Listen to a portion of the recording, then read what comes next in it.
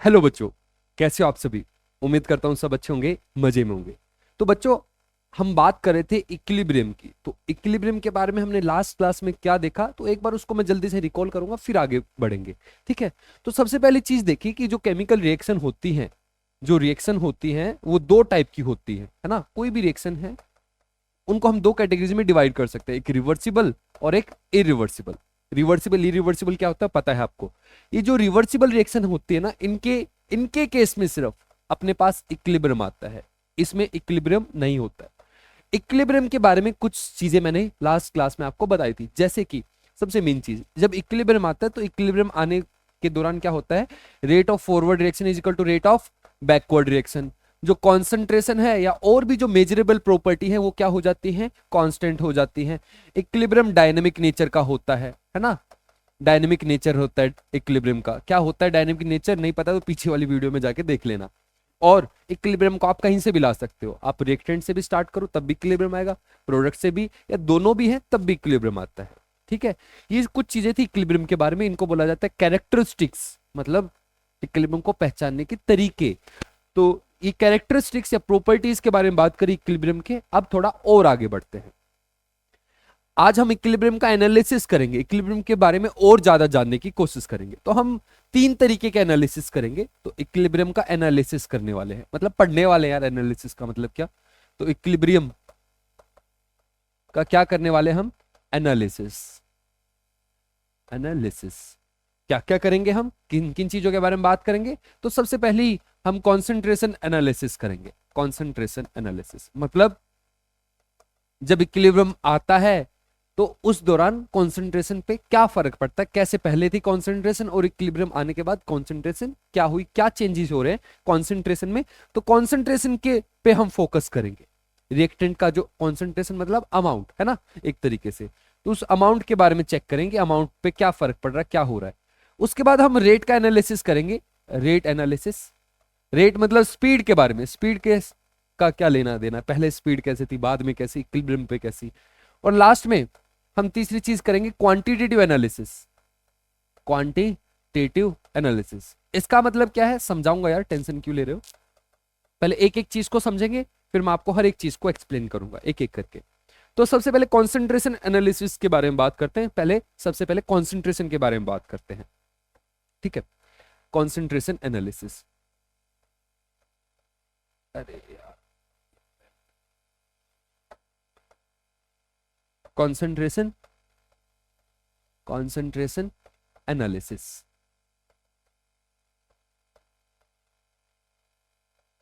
चलिए, एक रिएक्शन की मदद से मैं आपको चीजों को समझाने की कोशिश करूंगा। मान लो अपने पास एक रिएक्टेंट है ए, है ना, और ये बी बना रहा है, बी अपना प्रोडक्ट है। ठीक है। और बी वापस ए भी बना सकता है, तो ए और बी के बीच में इक्विलिब्रियम है अपने पास। मैंने रिएक्शन स्टार्ट करी, तो जनरली जो रिएक्शन स्टार्ट होती है वो रिएक्टेंट से आप स्टार्ट कराते हो, जनरली ऐसा पाया जाता है। यहाँ पे आप बी से भी स्टार्ट करा सकते हो, रिवर्सिबल रिएक्शन में कहीं से भी आप स्टार्ट करा सकते हो, कोई दिक्कत नहीं है। लेकिन जनरली हम क्या पकड़ेंगे कि रिएक्टेंट हमने लिया है और उससे हम रिएक्शन को स्टार्ट करा रहे हैं। ठीक है। तो मैं इसको एक ग्राफ की मदद से आपको समझाने की कोशिश करूंगा कि क्या क्या होगा टाइम के साथ, कैसे चीजें बदलेंगी। तो यहाँ पे मैं इस एक्सिस पे कॉन्सेंट्रेशन लिखूंगा। कॉन्सेंट्रेशन एक तरीके से अगर आपको नहीं समझ रहा है तो कॉन्सेंट्रेशन का मतलब मोलारिटी, अगर मोलारिटी नहीं समझ रहा तो इसका मतलब है भाई अमाउंट, सिंपल अमाउंट। ठीक है, कॉन्सेंट्रेशन। और यहाँ पे मैं टाइम को देखूंगा, कॉन्सेंट्रेशन ऊपर इस एक्सिस पे ज्यादा, नीचे आएंगे तो कम, टाइम इस तरफ बढ़ रहा है। ठीक है। तो मैं ए और बी की कॉन्सेंट्रेशन पे फोकस करूंगा। तो स्टार्टिंग में मैं किसको लेके चल रहा हूं, स्टार्टिंग में मैं रिएक्टेंट से रिएक्शन को स्टार्ट करूंगा। तो स्टार्टिंग में मेरे पास जो अमाउंट रहेगा किसका रहेगा, ए का कुछ ना कुछ रहेगा, और बी का अमाउंट कितना रहेगा, 0। ठीक है। तो उसको मैं दूसरे कलर से दिखाता हूं।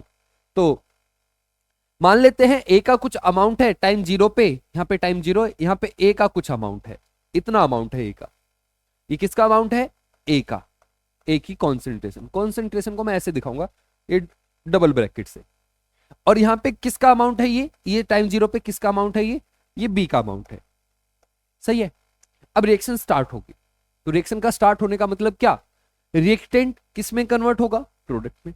तो ए का अमाउंट था वो बढ़ेगा या कम होगा, वो थोड़ा सा कम होगा, है ना। तो कुछ सेकंड बाद देखा मैंने ए का अमाउंट थोड़ा सा कम हो गया, कुछ देर बाद और देखूंगा और कम हुआ, कुछ देर बाद देखा और कम हुआ। अच्छा, इसका ए का अमाउंट धीरे धीरे क्या होता जा रहा है, कम होता आ रहा है। बी का अमाउंट चेक करता हूं तो बी पहले तो 0 था, फिर धीरे धीरे जैसे ही ए का अमाउंट कम हो रहा है तो किसका अमाउंट बढ़ेगा, बी का अमाउंट बढ़ेगा। तो बी का अमाउंट धीरे धीरे क्या हो रहा है, बढ़ रहा है, बढ़ रहा है, बढ़ता गया, बढ़ता गया, बढ़ता गया। ए इस तरफ घट रहा है, बी उस तरफ बढ़ रहा है। और एक टाइम ऐसा आएगा कि जो इनका अमाउंट जो बढ़ रहा था ना वो बढ़ना बंद हो जाएगा। समझ रहे हो मेरी बात, वो अमाउंट कांस्टेंट हो जाएगा, फिर इंक्रीज नहीं होगा, सेम नहीं होगा, सेम नहीं बोल रहा हूं, कांस्टेंट होगा, कांस्टेंट। समझ रहे हो क्या, इसको समझाता हूं भूत वाले एग्जांपल से, फिर समझेगा आपको। देखो समझो आप, वो भूत था अपने पास, है ना। तो भूत में क्या हो रहा था, गर्दन थी और भूत थी। स्टार्टिंग में क्या हो रहा था, गर्दन की संख्या धीरे धीरे बढ़ रही थी, 1 2 3 4 5 6 7 8 9 10। 10 आने के बाद क्या हुआ, 10 आने के बाद गर्दन की जो संख्या थी वो कांस्टेंट हो गई, फिर बढ़ी नहीं। तो गर्दन कितनी पड़ी हुई थी अपने पास, 10, और बॉडी कितनी थी, फुल बॉडी 1। समझ रहे हो, ये दोनों इक्वल नहीं था ना भाई, ये अपना यही तो है, ये अपना ये रिएक्टेंट है, ये प्रोडक्ट कितना 10, ये 1। समझ रहे हो, कांस्टेंट होने का मतलब समझ रहे हो, कांस्टेंट होने का मतलब फिर कोई चेंज नहीं आएगा। कुछ ऐसा ही सीन यहाँ पे होगा, सबसे पहले ए का अमाउंट धीरे धीरे कम होता जाएगा, कम होता जाएगा, कम होता जाएगा, फिर उसका अमाउंट चेंज होना ही बंद कर देगा, फिर वो कांस्टेंट हो जाएगा, एक जैसा रहेगा।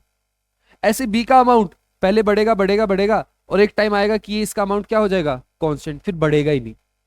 और जहां से ऐसा हो गया कि अमाउंट कांस्टेंट होना स्टार्ट हो गया, मतलब समझ जाना कि वहीं पे क्या आ गया आपका, ये इक्विलिब्रियम आ चुका है, जहां पे अमाउंट क्या हो जाए, कांस्टेंट।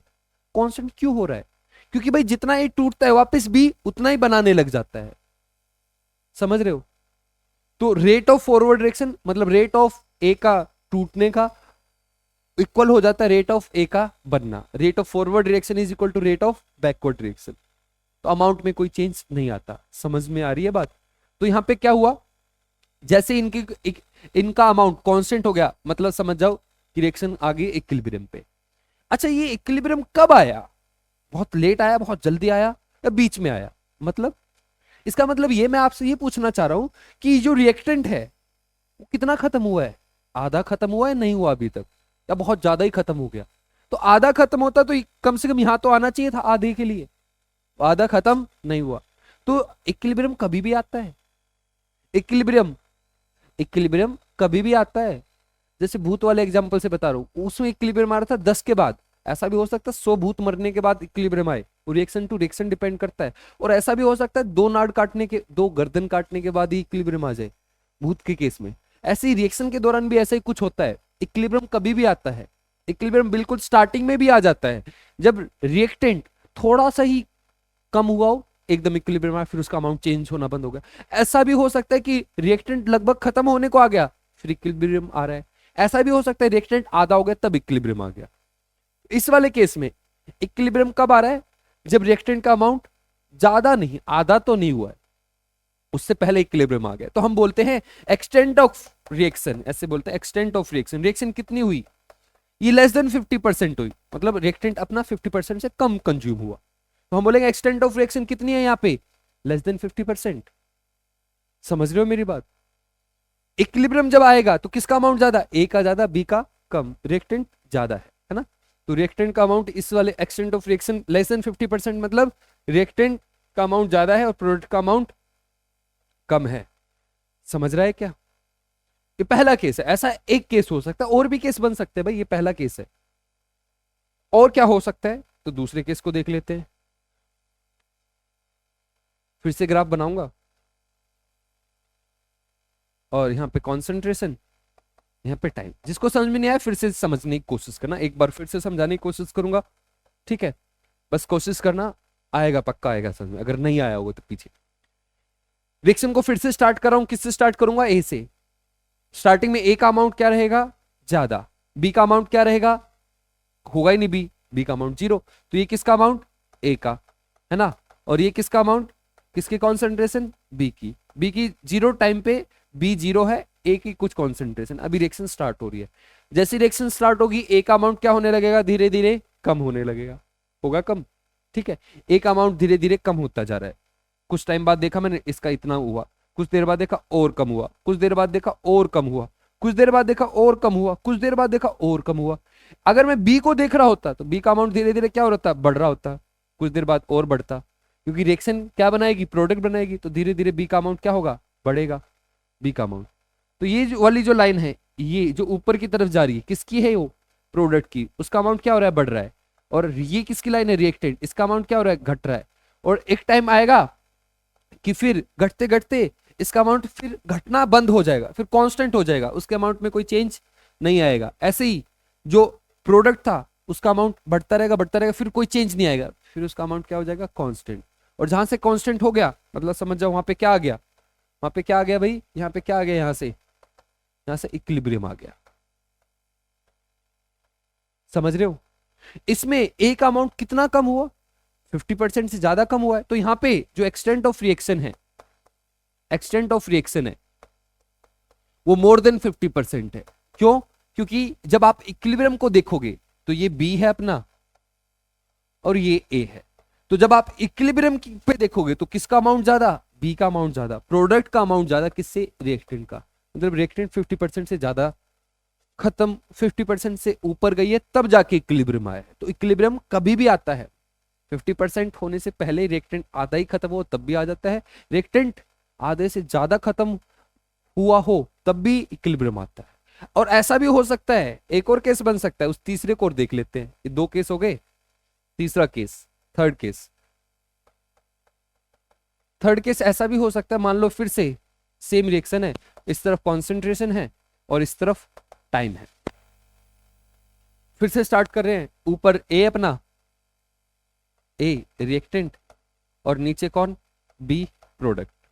रिएक्टेंट से रिएक्शन स्टार्ट होगी, ए का अमाउंट धीरे धीरे कम होगा, आधा हो गया। ऐसे बी का अमाउंट बढ़ता जा रहा था, बढ़ता गया, इसका अमाउंट और दोनों का अमाउंट इक्वल हो गया बिल्कुल। ऐसा भी हो सकता है इक्विलिब्रियम में, ये भी पॉसिबल है कि दोनों का अमाउंट क्या हो जाए, कांस्टेंट हो जाए, है ना। तो इस वाली कंडीशन से यहां पे क्या हुआ, दोनों की कॉन्सेंट्रेशन क्या हो गई, सेम। यहां पे क्या आ गया, यहां पे आ गया अपना इक्विलिब्रियम। अगर यहां पे बात करें, यहां पे अपनी जो एक्सटेंट ऑफ रिएक्शन है, एक्सटेंट ऑफ रिएक्शन वो है कितनी, लगभग 50%। और रिएक्टेंट और प्रोडक्ट का अमाउंट लगभग कितना है, लगभग सेम है, दोनों का अमाउंट क्या है, सेम। समझ रहे हो।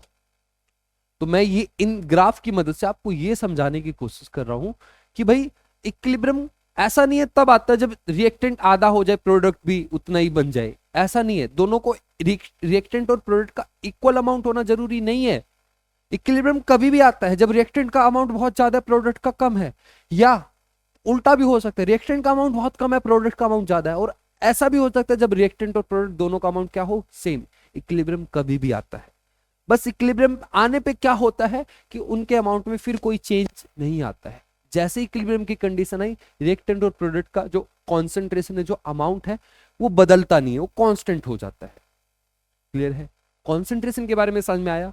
रिएक्टेंट का कॉन्सेंट्रेशन धीरे धीरे कम होगा, प्रोडक्ट का कॉन्सेंट्रेशन बढ़ेगा। एक क्वेश्चन से चीजों को समझने की कोशिश करेंगे। एक क्वेश्चन पूछता हूं मैं आपसे, चेक करता हूं आपको कितना समझ में आया। एक रिएक्शन है N2 plus 3H2 gives 2NH3, इनके बीच में इक्विलिब्रियम है, ठीक है। एक ये रिएक्शन है, तो यहां पे कॉन्सेंट्रेशन है और यहां पे टाइम।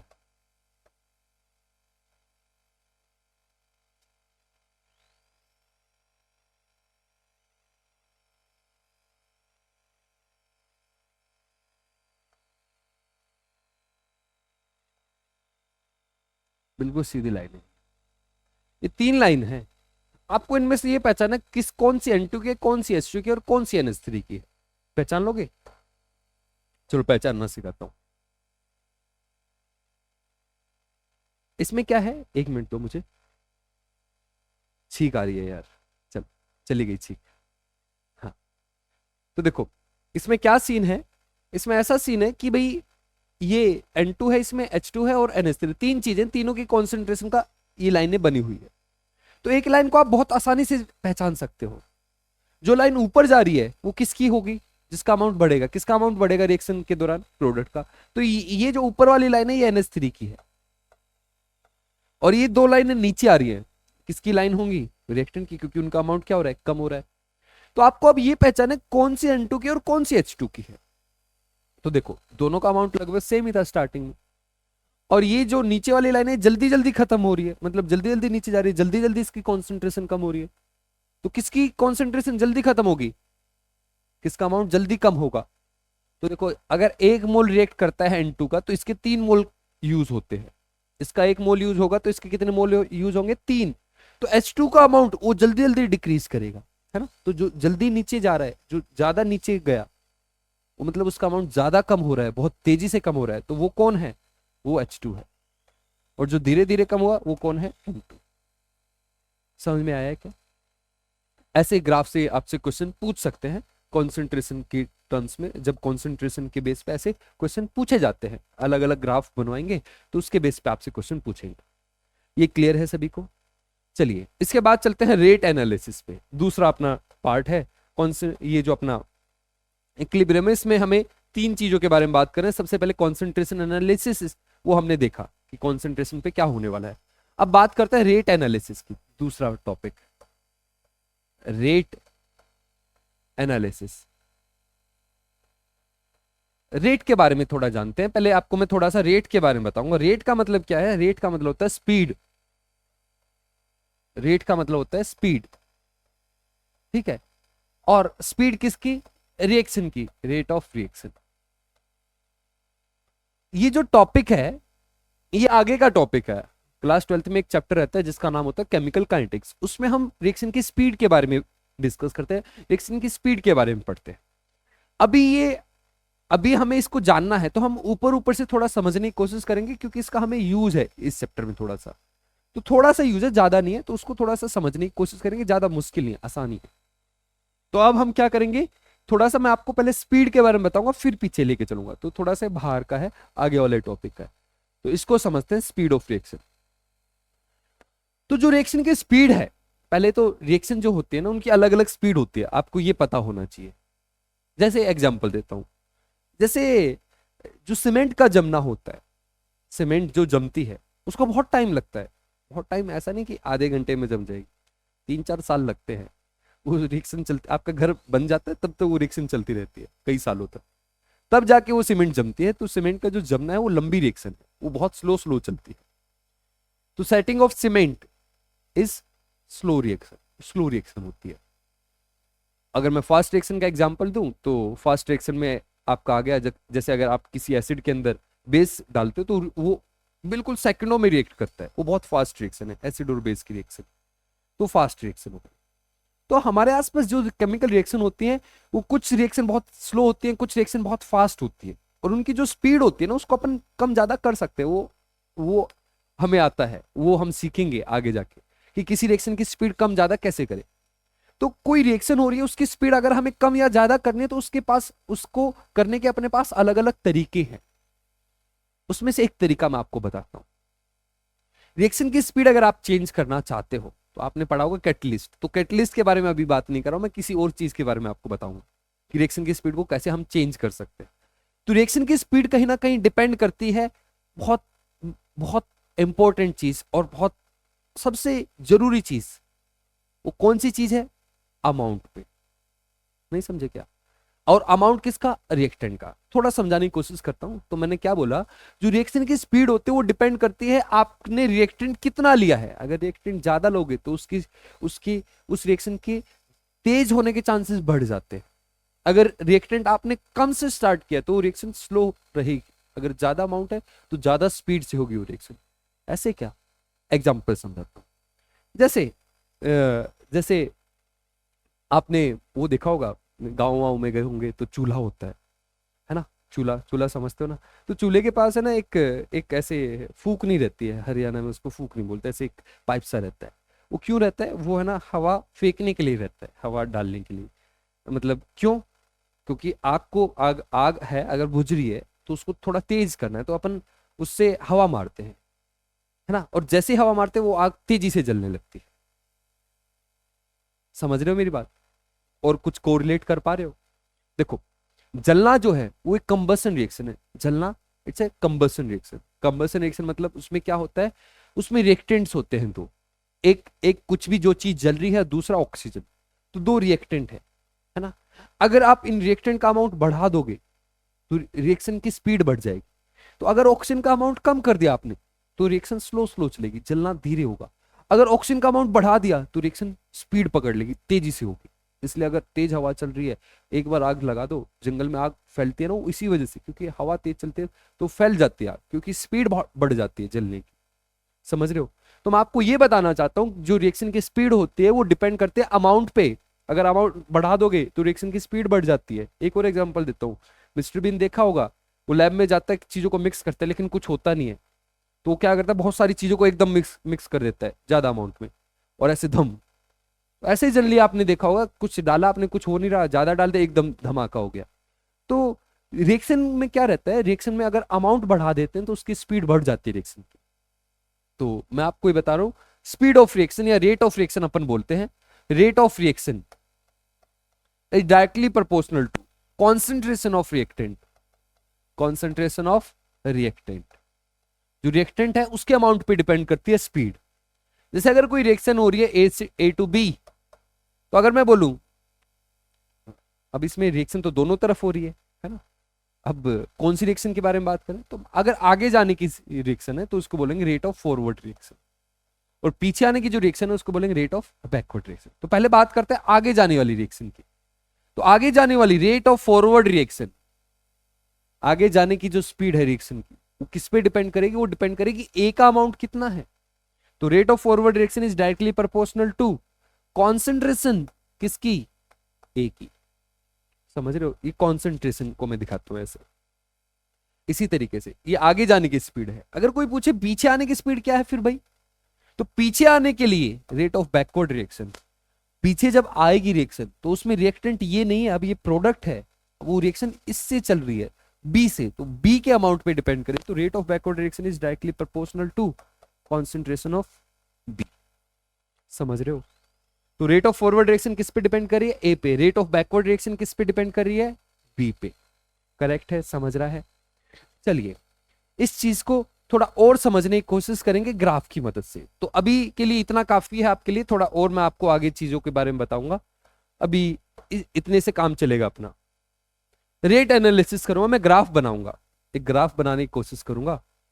किसका ग्राफ बनाऊंगा, रेट ऑफ रिएक्शन, रेट या स्पीड वर्सेस टाइम। टाइम का क्या सीन है, रिएक्शन की स्पीड से। तो कोई रिएक्शन ले लेते हैं, जनरल रिएक्शन, ए से भी रिएक्शन हो रही है, इसमें दो रिएक्शन चल रही है एक साथ, एक आगे की तरफ और एक पीछे की तरफ। तो अगर मैं रेट ऑफ फॉरवर्ड रिएक्शन की बात करूं, आगे जाने की स्पीड है वो किस पे डिपेंड करेगी, ए के अमाउंट पे, और पीछे आने की स्पीड किस पे डिपेंड करेगी, बी के अमाउंट पे। तो हम इन्हीं को देखें कि ये दो दो दो जो रिएक्शन चली हुई है आगे जाने की और पीछे आने की, एक आगे जा रही है एक पीछे आ रही है, इन दोनों में किसकी स्पीड कितनी है, कब पहले कितनी थी बाद में कितनी है, उसको पढ़ने की कोशिश कर रहे हैं। ठीक है? तो स्टार्टिंग में देखो, स्टार्टिंग में अगर हम रिएक्शन स्टार्ट करेंगे तो किससे करेंगे, ए से, रिएक्टेंट से स्टार्ट करेंगे। तो स्टार्टिंग में ए का अमाउंट ज्यादा रहेगा, तो ए का अमाउंट ज्यादा रहेगा तो rate of forward reaction, forward मतलब आगे जाने, फॉरवर्ड मतलब यार लेफ्ट से राइट जाने को ही फॉरवर्ड बोल रहे हैं। तो रेट ऑफ फॉरवर्ड रिएक्शन है वो किस पे डिपेंड करेगी, ए पे, और ए का अमाउंट क्या है अभी, बहुत ज्यादा, बहुत ज्यादा। तो रेट ऑफ फॉरवर्ड रिएक्शन क्या रहेगी, ज्यादा, क्योंकि अब वो फुल अमाउंट पे है, ए जितना था मतलब मैक्सिमम अमाउंट पे है ए, तो उस आगे जाने की रिएक्शन भी फुल पे है, मतलब मैक्सिमम है। अगर पीछे आने की रिएक्शन के बारे में बात करें, बैकवर्ड रिएक्शन के बारे में बात करें, तो वो डिपेंड करेगा बी पे, और बिल्कुल टाइम जीरो पे। बी तो अपने पास है ही नहीं भाई, तो बैकवर्ड रिएक्शन होगी नहीं, तो रेट ऑफ बैकवर्ड रिएक्शन वो कितना, जीरो, है ना। तो स्टार्टिंग में अगर बिल्कुल जीरो से स्टार्ट करें, टाइम जीरो से स्टार्ट करें, तो बैकवर्ड आने की जो स्पीड है वो जीरो है, और आगे जाने की स्पीड है अभी अभी चल रही है, चलने ही वाली है, बस उससे पहले ही मैं चेक कर रहा हूं, तो आगे जाने की स्पीड रहेगी वो मैक्सिमम रहेगी। ठीक है? समझ रहे हो? अब रिएक्शन होने लगी, कुछ सेकंड बाद मैंने देखा ए का अमाउंट थोड़ा कम हुआ। तो ए का अमाउंट अगर कम होगा, ए का अमाउंट अगर कम हो गया तो रेट ऑफ फॉरवर्ड रिएक्शन, उसकी स्पीड क्या होने लगेगी, कम, क्योंकि ए का अमाउंट कम होता जा रहा है। तो आगे जाने की जो स्पीड है वो भी क्या होने लगेगी, धीरे धीरे कम होने लगेगी, क्योंकि ए का अमाउंट, रिएक्टेंट का अमाउंट कम हो रहा है। तो ए की जो स्पीड है, रेट ऑफ, ये कौन सा है, रेट ऑफ फॉरवर्ड रिएक्शन, इसकी स्पीड क्या होने लगेगी, कम होने लगेगी। उस तरफ धीरे धीरे बी का अमाउंट बढ़ेगा, तो बी का अमाउंट बढ़ेगा तो रेट ऑफ बैकवर्ड रिएक्शन धीरे धीरे बढ़ने लगेगी, है ना। तो ये धीरे धीरे बढ़ेगी और एक टाइम आएगा जब दोनों आगे जाने की स्पीड और पीछे जाने की स्पीड जब कांस्टेंट नहीं, सेम होंगी। जब क्या हो जाएंगी, सेम, बिल्कुल सेम। जब rate of forward direction is equal to rate of backward direction होता है तो हम बोलते हैं वहां पे क्या आ गया, इक्विलिब्रियम। तब कोई चेंज नहीं आता। कांस्टेंट नहीं बोल रहा मैंने, क्या बोला, सेम, सेम होंगी। तो रेट ऑफ फॉरवर्ड डायरेक्शन वो थी और ये है अपना रेट ऑफ बैकवर्ड डायरेक्शन, और ये एक टाइम आने के बाद क्या होंगी, कांस्टेंट, कांस्टेंट नहीं सॉरी, सेम। और जहां पे सेम हो जाती है उसी को बोलते हैं इक्विलिब्रियम। इक्विलिब्रियम कौन सी कंडीशन होती है, जब rate of forward direction is equal to rate of backward reaction की जो स्पीड होती है वो कांस्टेंट नहीं होती, वो सेम होती है इक्विलिब्रियम आने के बाद। क्लियर है। तो ये हमें जानना था, बस इतना ही है। रेट एनालिसिस में इतना ही समझना है कि रिएक्शन की रेट पे क्या फर्क पड़ता है, स्पीड पे क्या फर्क पड़ता है। क्लियर है इतना। आगे चलते हैं, थोड़ा सा और समझेंगे चीजों को। लास्ट चीज अपना है, last third, quantitative analysis. Quantitative analysis. अभी तक जो हमने एनालिसिस किया ना वो था भाई क्वालिटेटिव, और हाँ अब हम करेंगे क्वालिटेटिव, क्वांटिटेटिव एनालिसिस। क्या मतलब है इनका, इसका मतलब ये है कि सामने कोई बंदा है आपके, मैं बोल रहा हूं ये लंबा, ये बंदा है ना बहुत लंबा है ना, तो मैं क्वालिटेटिव एनालिसिस कर रहा हूं। मान लो किससे लंबा है, तो आप बोलोगे कि ये दो बंदे हैं, इसमें ये ए बी वाला बंदा लंबा है, तो ये क्वालिटेटिव तरीका है बताने का चीजों को, कि ये कम ये ज्यादा।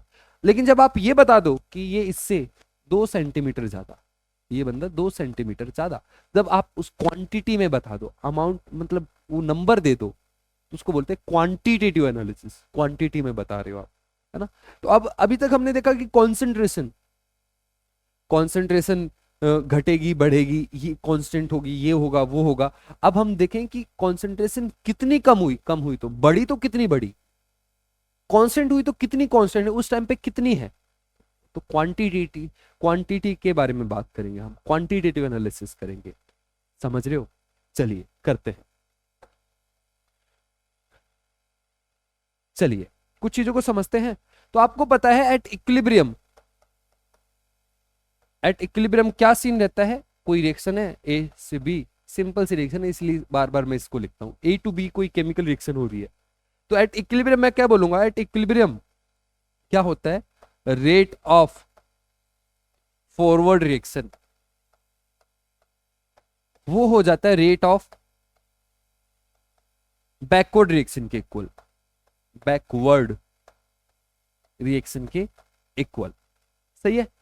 और रेट ऑफ फॉरवर्ड रिएक्शन कितना होगा, तो रेट ऑफ फॉरवर्ड रिएक्शन अभी अपन ने देखा, तो इसको मैं शॉर्टकट में लिखता हूं आर एफ और आर बी, ऐसा सीन रहेगा। जब भी क्लियर आएगा, rate of forward reaction is equal to rate of backward reaction. और अभी थोड़ी देर पहले मैंने आपको बताया था, फिर से बता रहा हूं, अगर ए से बी है तो ये आगे जाने की स्पीड तो रेट ऑफ फॉरवर्ड रिएक्शन, और पीछे आने की स्पीड रेट ऑफ बैकवर्ड। तो मैं बोल रहा हूं rate of forward reaction is directly proportional to concentration of A. सही है। इसी तरीके से rate of backward reaction is directly proportional to concentration of B. Correct है। ये साइन हटाना है मुझे, कौन सा साइन है ये, प्रोपोर्शनलिटी साइन। इसको हटाना तो एक कांस्टेंट लेके आना पड़ेगा, है ना। इसको बोला जाता है रेट कांस्टेंट, छोटा के है ये। और इसको, ये फॉरवर्ड डायरेक्शन के लिए इसको बोलो के एफ। क्या बोलते हैं इसको, इसको बोला जाता है रेट कांस्टेंट, रेट कांस्टेंट। तो के एफ है तो इसको बोलेंगे फॉरवर्ड रेट कांस्टेंट, या शॉर्टकट में हम ऐसे ही बोल सकते हैं। दूसरा तरीका ये भी है, rate constant for forward direction, या शॉर्टकट में हमने लिख दिया फॉरवर्ड रेट कांस्टेंट। इसी तरीके से यहां से ये हटेगा प्रोपोर्शनलिटी साइन, तो यहां पे भी एक कांस्टेंट आएगा, इसको बोल देंगे अपन क्या, बैकवर्ड रेट कांस्टेंट। ये है अपना बैकवर्ड रेट कांस्टेंट, ये बैकवर्ड रेट कांस्टेंट। क्लियर है? चलिए पीछे चलते हैं एक बार। तो सामने देखना, आर एफ है, आर बी है। आर एफ को मैं क्या लिख सकता हूं, तो इसको मैं लिख सकता हूं K F into concentration of A. सही है? और ये क्या है, K B into concentration of B. सही है? एक क्वेश्चन है मेरा कि कौन सी कॉन्सेंट्रेशन है ए और बी की। ए का अमाउंट तो चेंज हो रहा था, स्टार्टिंग में कुछ अलग था, स्टार्टिंग में बहुत ज्यादा था और धीरे धीरे कम होता है। तो ये कौन सा अमाउंट लेना, बिल्कुल स्टार्टिंग वाला या बिल्कुल लास्ट वाला या बीच वाला, कौन सा अमाउंट? तो ये होता है रेट ऑफ फॉरवर्ड रिएक्शन और रेट ऑफ बैकवर्ड रिएक्शन कब इक्वल होते हैं, इक्विलिब्रियम पे। तो ये जो कॉन्सेंट्रेशन वो कब की है, इक्विलिब्रियम की। ई का मतलब है इक्विलिब्रियम। जनरली इसको मैं नहीं दिखाऊंगा बार बार, लेकिन इस बार पहली बार बता रहा हूं समझने के लिए। ए और बी का अमाउंट कौन सा लेना है, इक्विलिब्रियम वाला। अब सुनना है मेरी बात, जरूरी बात आ रही है अब, बहुत इंपॉर्टेंट बात। ये जो चीज है, ये के एफ के बी दोनों क्या है, कांस्टेंट। तो इन कांस्टेंट को मैं एक तरफ ले आता हूं, तो K F upon K B is equal to B upon A. ठीक है? ये भी कांस्टेंट है, ये भी कांस्टेंट है, तो इसकी जगह मैंने एक नया कांस्टेंट बना दिया जिसको बोलते हैं अपन इक्विलिब्रियम कांस्टेंट। बहुत काम की चीज है ये, बहुत काम की, पूरे चैप्टर में ये पीछा ही नहीं छोड़ेगा बड़ा के आपका। तो ये बड़े के को संभाल के रखना, जितने स्टार लगा देने उतने लगा देने। ये सबसे इंपॉर्टेंट रिलेशन है पूरे चैप्टर का। बार बार हर एक क्वेश्चन में यही यूज होने वाला है, हर जगह पे। इतनी बार देखोगे ना इसको इस पूरे चैप्टर में कि आपने और कुछ देखा ही नहीं होगा। इक्विलिब्रियम कांस्टेंट, ये बड़ा के क्या है, K F upon K B, rate constant forward का अपॉन रेट कांस्टेंट बैकवर्ड का। इसकी जो रेशो होती है उसको बोलते हैं इक्विलिब्रियम कांस्टेंट। या कॉन्सेंट्रेशन ऑफ प्रोडक्ट, बी क्या था, प्रोडक्ट, कहां गया वो, रिएक्शन ऊपर है। Concentration of product upon concentration of reactant, B by A. तो ये भी क्या है अपना इक्विलिब्रियम कांस्टेंट। तो अगर कोई पूछे व्हाट इज इक्विलिब्रियम कांस्टेंट, तो आप बोल सकते हो भाई ये एक रेशो है। व्हाट इज इक्विलिब्रियम, इक्विलिब्रियम अलग चीज है, इक्विलिब्रियम कांस्टेंट अलग चीज है। ये जो बड़ा के है इसको अपन बोलते हैं इक्विलिब्रियम कांस्टेंट। तो क्या है equilibrium constant, rate of forward reaction, rate of forward reaction by rate of backward reaction. या एक और तरीके से आप बोल सकते हो it is the ratio of concentration of product bye concentration of reactant. इसको थोड़ा सा मुझे करेक्ट करना है, थोड़ा सा इस वाली जो लास्ट वाली जो डेफिनेशन है उसको, तो थोड़ा सा मैं आपको हल्की सी इंफॉर्मेशन देता हूं और फिर हम आज की क्लास को यहीं पे खत्म करेंगे, बाकी कल करेंगे। तो जैसे क्या इंफॉर्मेशन देना चाह रहा था, अभी क्या था इस क्वेश्चन में ऐसे था, ये रिएक्शन मैंने ऐसे ले रखी थी ए बी। अगर ये रिएक्शन इसकी जगह कुछ और होती, जैसे अगर मैं जनरल रिएक्शन लिखूं A B B C C D D, ठीक है, तो इसमें कोई स्टाइक्योमेट्रिक कोफिशिएंट नहीं, इसमें स्टाइक्योमेट्रिक कोफिशिएंट है जितने भी रिएक्टेंट जितने भी प्रोडक्ट। तो इसमें जो रेट ऑफ फॉरवर्ड रिएक्शन बनता वो क्या बनता, रेट ऑफ फॉरवर्ड रिएक्शन वो बनता के एफ और कॉन्सेंट्रेशन ऑफ रिएक्टेंट। रिएक्टेंट में दो चीजें है, ए भी है और बी भी है, तो इन दोनों की कॉन्सेंट्रेशन पे डिपेंड करेगा फॉरवर्ड रिएक्शन। और ये जो स्टाइक्योमेट्रिक कोफिशिएंट होता है वो पावर में आता है, पावर में। ऐसे ही रेट ऑफ बैकवर्ड रिएक्शन होता है, के बी होता कॉन्सेंट्रेशन ऑफ सी, और ये जो होते हैं पावर में आते हैं, उसकी पावर पे भी डिपेंड करता है कितना है, उस पे भी डिपेंड करता है। तो इक्विलिब्रियम जो कांस्टेंट बनता है वो बनता है प्रोडक्ट की कॉन्सेंट्रेशन, सी की कॉन्सेंट्रेशन और डी की कॉन्सेंट्रेशन, सी छोटा डी अपॉन ए की पावर अपॉन ए, बी की पावर अपॉन बी। ठीक है? तो इक्विलिब्रियम कांस्टेंट को हम कैसे डिफाइन कर सकते हैं? पहली डेफिनेशन सबसे simple, rate forward rate constant by backward rate constant. दूसरी definition, it is the ratio of, किसकी रेशो, concentration of product to the power stoichiometric coefficient by concentration of reactants to the power stoichiometric coefficient। तो ये जो expression होता है उसमें स्टैइक्योमेट्रिक coefficient भी होते हैं। ये रेट कांस्टेंट के बारे में हमने सीखा। इसी चीज के बारे में हम अगली क्लास में डिस्कस करेंगे, आगे इसी चीज को कंटिन्यू करेंगे। और एक लास्ट चीज मैं आपको बता देना चाहता हूं जाने से पहले कि भाई ये जो हम कर रहे हैं ना क्वांटिटेटिव एनालिसिस, इसका एक नाम है, आपको क्वांटिटेटिव एनालिसिस नहीं मिलेगा बुक में, इसको ये मिलेगा लॉ ऑफ मास एक्शन। ठीक है, आज के लिए इतना ही, मिलते हैं अगली क्लास में, तब तक के लिए गुड बाय, थैंक यू।